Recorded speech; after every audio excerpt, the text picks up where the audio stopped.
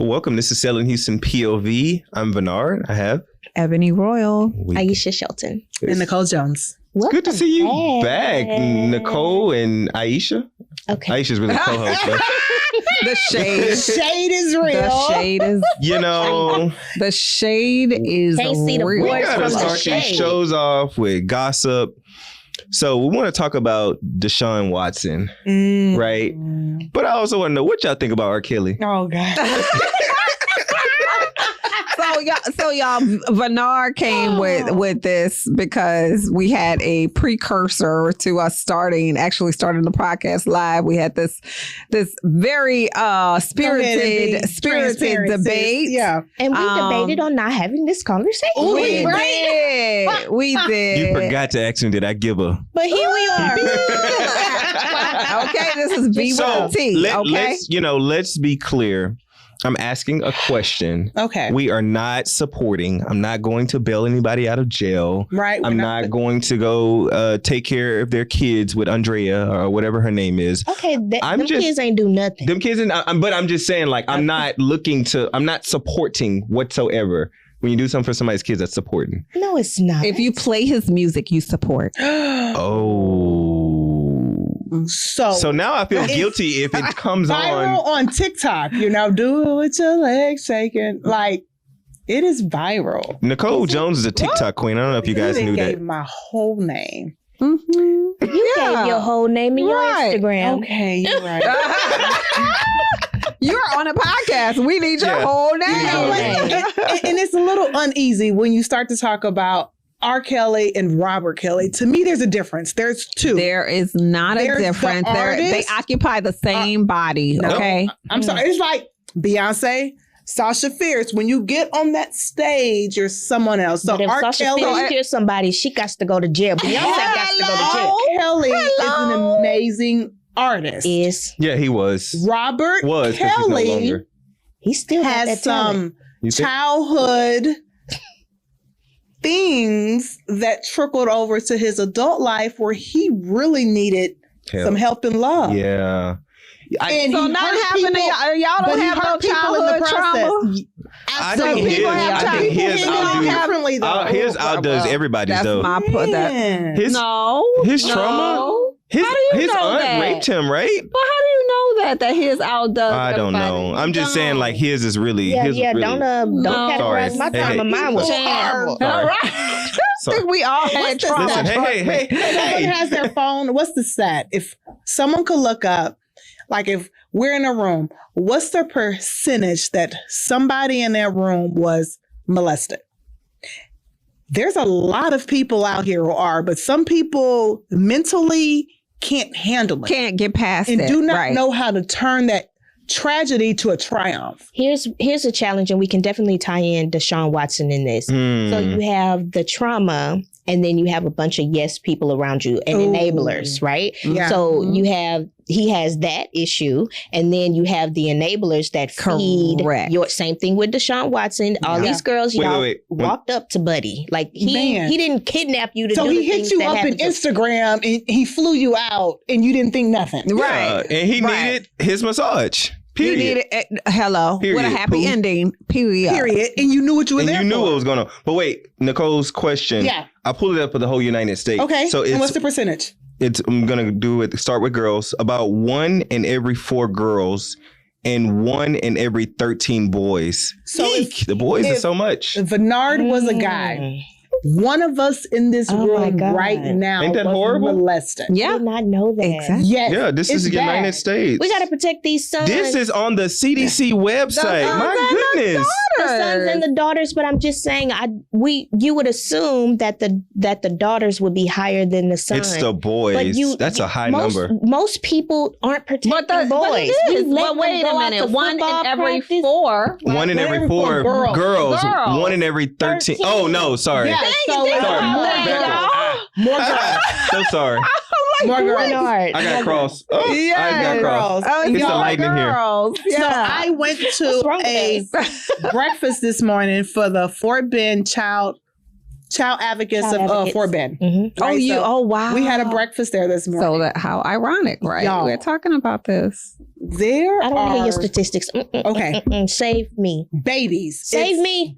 I was crying all morning and I told my friend who invited me, I'm like, I don't like to go to events where I'm mad or sad. No. I like to protect those emotions. And you didn't know you were going to be into getting all of that? No, because they were telling me stories of these kids. But it gives us an opportunity to help. It's a benefit. You know? Absolutely help. It's absolutely help for donation. Your bank account. Look, your bank account was. But I don't want to, like, I'm imagine, like, here you go.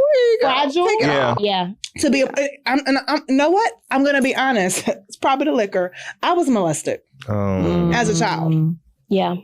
Someone in my family, it happens, but it's what you do with that. Because I could have taken it out on others. Yeah. Been a crazy person. Right. Yeah. Yeah. But I choose to be like, hey, it is what it is. Let's move on. It could be worse. You know, so it's really the mental status of who. It's how you handle it. But everybody's mental is not set up properly. No, so it's a hell of a drug. It is. What is fame? Fame is a hell of a drug. But sometimes people though, like that's just, I think you were just blessed to have a better mindset to change it around, to know that things will be better in life. You know, your life could always be better, but I think at this point you have a pretty good life. Well, I'll take it from your mouth to his ears. Okay. So, you know, I see you sitting on the lake. You know what I'm saying? So it's a man-made lake. Yeah, I don't care. A lake is a lake. It's a detention pond, but we call it a lake. I take it.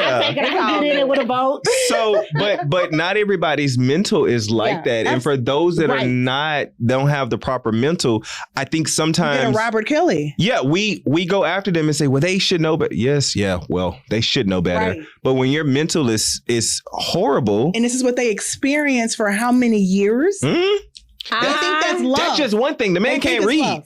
Oh, damn. I don't What's your point? care. He knows right from wrong. He knows that peeing on somebody. That's disgusting. Some people like that. Well, some people like it. Okay, some people do. But again, why Isha was the first one to answer? Right, but as an because I'm all about sex positivity. But here's the thing. But here's the thing. Here's the thing. You're right. Some people do like that, but that is an adult decision. That girl was not an adult. No. Oh yeah, I agree. Did he That's know what that, I mean. What was that? Well, no, what's her name's No, niece? he hung out across from the high school. He went to the McDonald's across from the high school. Okay, I thought that was Sparkle's he niece. married. That wasn't Sparkle's how old niece? was Aaliyah when they got married? Like 15? 15, 16. 15, 16. And I mean, this was an ongoing thing. Absolutely, he knew that she was a minor, and he knew it was illegal to be sleeping with minors. Like. I mean, he was sick. He was very sick. I don't think. Right. He's sick therefore. Yeah. Well, hold on. Okay. I just don't. I am built like devil's advocate. So. Don't do it.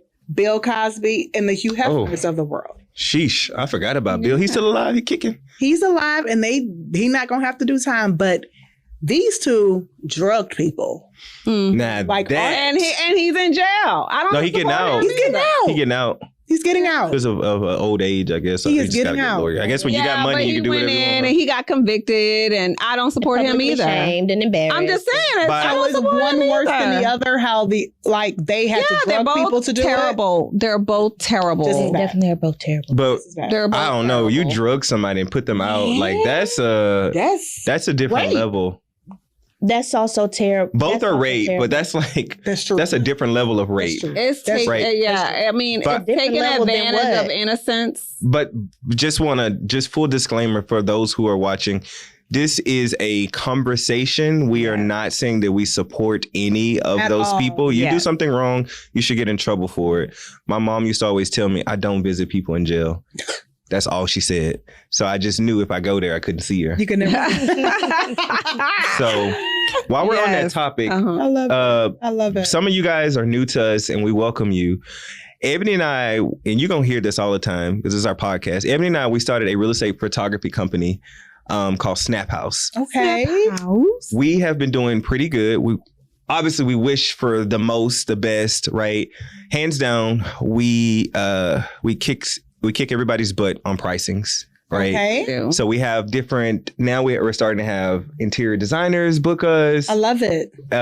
People that own their own Airbnbs. And that's where I'm going to stop here. So this last shoot this week, while we're on the topic, the photographer goes in, he does the shoot, and the client was like, yeah, I want you to take a picture of that. And he was like, no, I need you to, can you remove that from the ceiling? And he was like, well, stripper pole? He was like, well, I mean, the client was like, well, no, we want that in our picture. And this was an Airbnb. It was an Airbnb. He's like, I want that in the picture. It was a couple swing. Oh, from the ceiling, hanging from that is ceiling. What he wanted to advertise in his Airbnb. Yeah. So I'm like, well, you didn't touch it right. You know, like because of that swing, it'll probably be booked. I'm curious to see how his swing works. My thing is I don't want to sit on nobody else's swing. Wait a minute. Well, I was going to say, I'm curious. Okay. No, like how it gets in business. Okay. Wait a minute. Are you talking about me? No. Sex positivity. I'm liking this sex positivity here. There you go. He wants to see how it works. How do you disinfect that shit? That's what I'm saying. Okay. Like your swing is dirty. I think I would buy my own. You just wipe it down. No, yeah, you can definitely disinfect that. You can disinfect That's Lysol spray. No, I don't. Well, at least he has the things, so you can maybe book his Airbnb and bring your own swing. Juices and berries. But I don't know want what? them. To be honest, so I have a short-term rental. I was about to say, don't be too not honest. a swing, Wait, you got one not too? a swing. Don't be too honest. So I have a short-term rental, and when I turn it over, I include a sanitation spray of the whole space, so it could be sanitized. Okay. Homeboy was serious. So my photographer And I don't told blame us him. that. If I had that, I would want to act like Really? that. That's a niche. Absolutely. What did I tell them? So we had a meeting, and they were just that came out in the meeting. We have our sales meeting. We talk about what's new, what's old, and that's we bumped into the swing. What? Yeah, and they were like, "Oh, I don't know why." I'm like, "Of course he would. That's his niche. He's trying to attract." I'm curious to see how that works. If that works, because they probably spend more money. You know? No. Probably like how much it brings him business. Because if that's the case, we're gonna buy 5 houses. We're gonna put swings. You can go look at his Airbnb. Exactly, because I'm sure it would bring business. Y'all got the address? Look on Airbnb, see how big. I don't think you can put an address in on Airbnb. No, you can't. Oh, not an address. You can't put an address because you don't get to see. But you know what the house looks like. A zip code. Yeah, and I have all of that. You took the picture, so you know what the house But looks can't like? you look up, because they can Is it Airbnb DNA? Name it and what the category is. So even if you want to say fun house, sex house, whatever. So it may not be on Airbnb. It may be on an additional site. VRBO or something? Or maybe I don't know. Is there a such site that just specific for that? For swings and swinging and? Oh, that's a good idea. If that's the case, then I'm buying 5 houses. That's a great idea. Put the tenants out. Will you need a title company when you? Yes, but I'm putting the tenants out of this house, and we're gonna put poles and swings. Absolutely, that is a great idea. Sex really is $1 billion industry, so you're missing out on some money, and he is not trying to miss. We can lease out 5 apartments. That's easier. Yeah, and there's a whole community. I'm not going to say the community name is known for being a swinger community. A community. Oh, please tell us the name, please. I'm not, but I could just tell you if you ever go to that grocery store and you see and how they scope out who's a swinger, they'll have the pineapple in the front of the cart upside down. That's how you identify they're in there. Looking. What? Yeah, literally for groceries. Shopping. Pineapple in the cart upside down. Well, see, you heard it here. There's a whole community out there. Absolutely. A whole massive. I have mad respect for the fearless people that just live their best life and do what the hell they want. See, that's why I was telling you on the last episode, you can live your best life. Oh, wait, that wasn't on the episode. You should go with her snorting. They over there acting like they are just in church ladies laughing at the pastor. Oh my God. That was before we recorded. I do want to, you mentioned a minute ago, I don't think we had an opportunity to talk about the fact that you're entitled now. Oh, yeah. Right. Oh, there it goes. The announcement from the last episode, right? She is entitled. What you do? So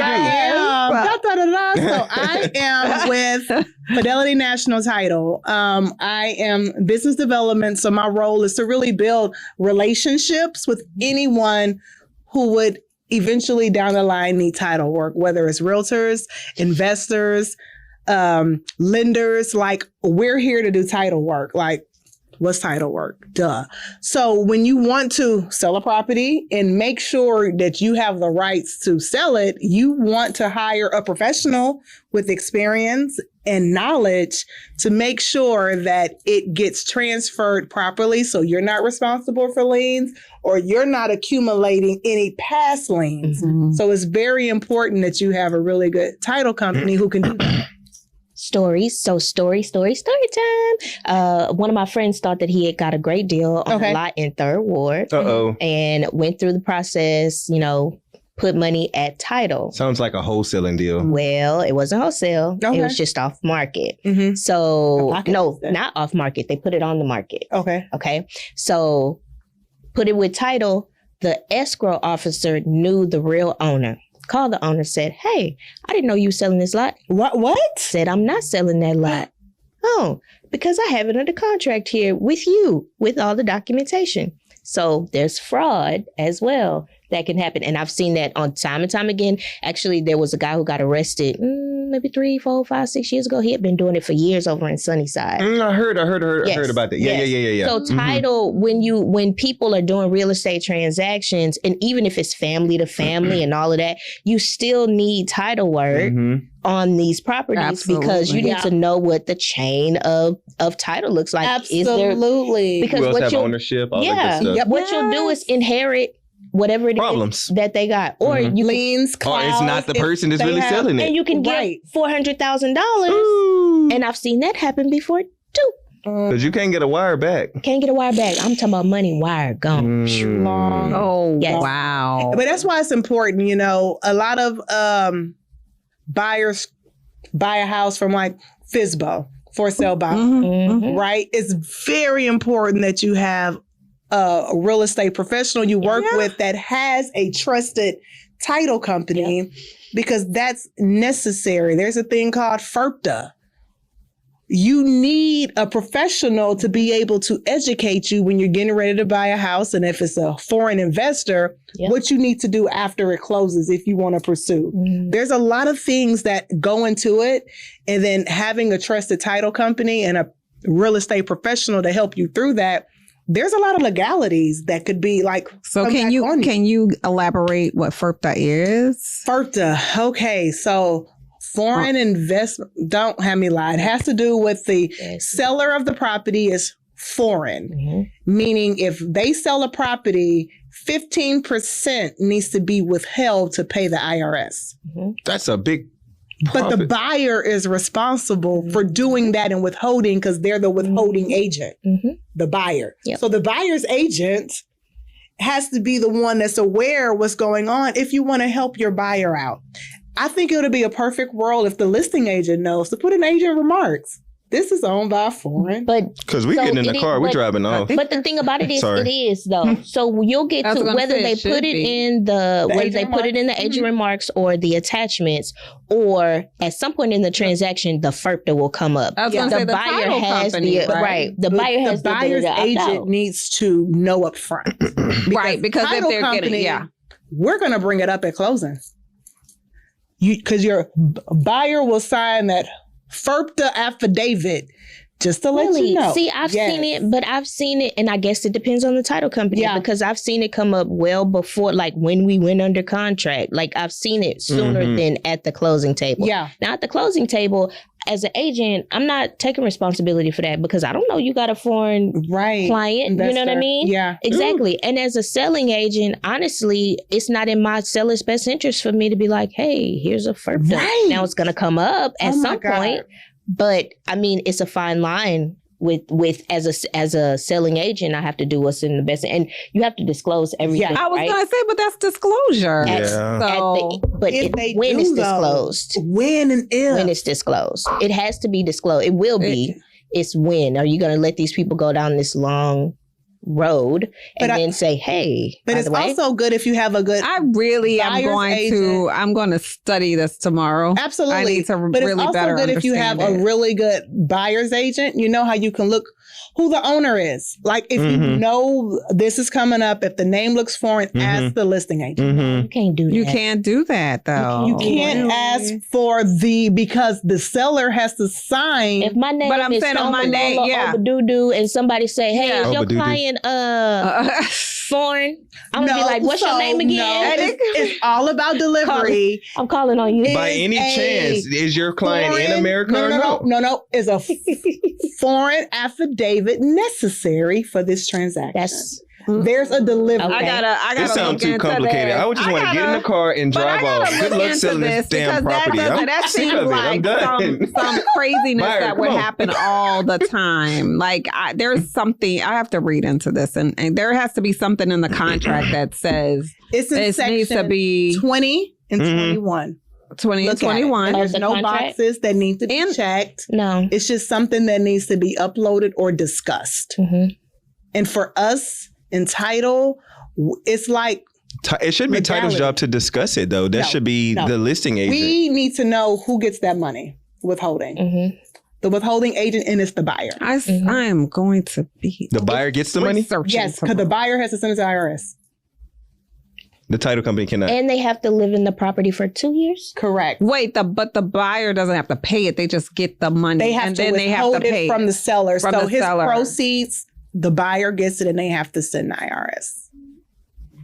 Shout out to Uncle Sam. He makes out here cleaning. And let me tell you, because Uncle Sam is gonna get his coin. And so let me tell you something, and our little poor ass is the ones paying Uncle Sam. It's the rich ones not paying. What we can't like the Donald Trumps of the world. They not paying. Do is shout out to Donald Trump for tell not paying somebody taxes. from another country.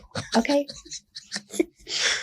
But okay, so going back, there are some ways out of that. Like they have to be, if the seller has lived in the country for more than 50%, you can go without if it's under 300,000. So there are some ifs, ands, and buts. Okay. But I think it's important for both the listing agent and the buyer.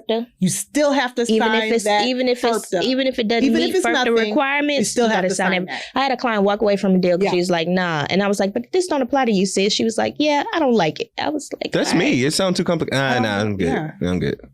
So they have to then the buyer has to then send the money to the IRS. Correct. And the seller has up to 2 or 3 years. I need to look back at my notes because we just had a huge training today.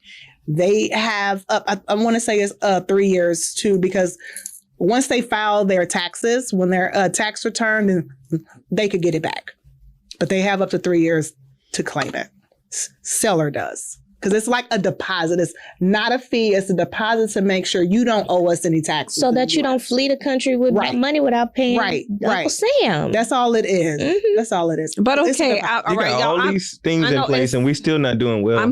Y'all know I'm slow sometimes. So all right. So the money is held back by and given to the buyer for the buyer to pay the IRS. What if the buyer doesn't pay the IRS the money? They get a tax bill. So the buyer then has the penalties and they have the responsibility at that point because they're the withholding agent. Okay. Well, and the scary part about all of it is you have to sign this form that says there's these tax implications. So whether it applies to you or not, you have to assume the responsibility. Got it. Yeah, but it's why it's important that you have a good real estate professional and a good title company to really do the research and to communicate and to guide you through this process. It's not as easy and cutting again. Rainbows and butterflies on HGTV. No, there's more to it. And you need to surround yourself with a great team who's educated and knowledgeable to get you to the other side. Yeah. But in my mind, it really is on the listing agent to prepare the seller that you're going to have this extra this big chunk, this percentage, from your proceeds. Yeah, more than the buyer. I mean, yes, the buyer is responsible for paying it, but the money doesn't come from the buyer, it comes from the seller. So correct. So been there before, but I didn't know. I didn't know till I knew, and then I was like, oh, hey, seller, we have a problem. We really need to figure out. So. FERPTA. Shout out to foreign investors. FERPTA. Yes. All right. What's some other cool stuff in title? Cool stuff in title. Let's see. Because that was different. I've been in real estate almost 4 years, and I've never heard of that. Well, I really want to speak to you and you transitioning out of, new home sales into title. Like, what made you make that transition? So I made the jump. I know I absolutely loved real estate, and I love the relationships and partners that I had with agents. I'm like, okay, my daughter is 16. I've missed a lot of her softball games. I'm like, what can I do in real estate and be off on weekends? Like, how does that look? What does it look like? Right. So I saw this opportunity with title. I'm like, let's try it. I still be able to help and work, but now it's in a different level. Like, I'm able to still work with agents, but above work with agents, I'm able to help. There's so much I can do to help and develop business. Yep. Whatever your business goal is, I'm here to help you accomplish that. Because if you do well, I'll probably eventually do well too, because you're going to want to give back because I helped you. So I am all about helping and education. Because again, my background is being a realtor.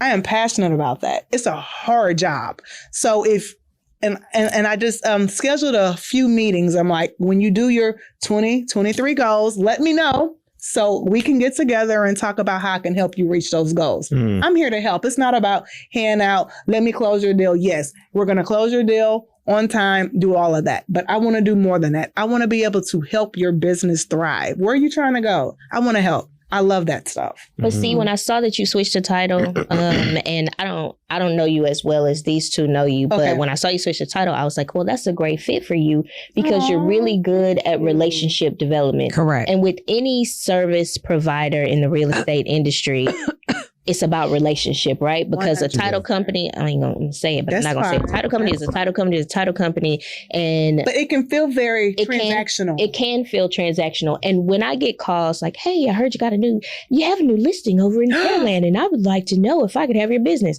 No, I know. But then I know the people that have done a really good job at building relationships. Yeah. And I just want to say, hey, can I give you a word of advice? You should build a relationship before picking up the phone. Don't call me. Insurance too. 100%. Don't do that. That's not going to work well for you because I'm like, I already have an escrow agent. But thank you. Bye. Absolutely. Like, I have no need to develop business with you because the relationship doesn't exist. And you have relationships. You have really good relationships already. Building skills. Yeah. I appreciate that. And what I try to do is really hone in on me being a realtor, me working with a builder. Like, what are your goals? How can I help you accomplish them? If you want to do new construction, let's do this. Let me take you over here. This is what you say. Like, I want to help you build the business that you want. And I have a lot of contacts and resources to be able to help. And that's what I want to do. That's what I'm going to do. So get you an escrow officer a title company who you have a relationship with. Boom. Yeah. Amen. Very important. All right. I think that kind of sums it up. Nicole, how can they find you? And then it's cool if you share your title company. So in case there's some realtors that want to. Absolutely. So the cool thing about title with the company that I'm with Fidelity National Title. I'm in the Sugar Land and Katy areas. The beautiful thing is I have 6 escrow officers. I'm very big, like I said, on experience and relationships. Once I know who the agent is and the client, I'm going to call that realtor and I'm going to figure out who's the best escrow officer to place you with. So important. Because personalities and that EI, that's my background, emotional intelligence. Does a lot. And then that can make or break an experience. Absolutely. And that experience is everything. Like, you as a realtor didn't work hard to get an executed contract in this market for the experience to fall at closing. So it's important for me to pair you with the perfect escrow officer. So that's what I do. And if you need to close in a different area, not Sugar Land or Katy, we do remote closings or courtesy closings, no additional charge. Like, we're here to provide you the closing experience that you need. Okay. Cool. Perfect. Yes. Well, don't forget to like, subscribe, and share. And on YouTube, there's a cool little bell. You push it and it'll remind you every time the new show comes out. That's all we have for you. This is Selling Houston P.O.V. Y'all have a good day. Good night. Bye.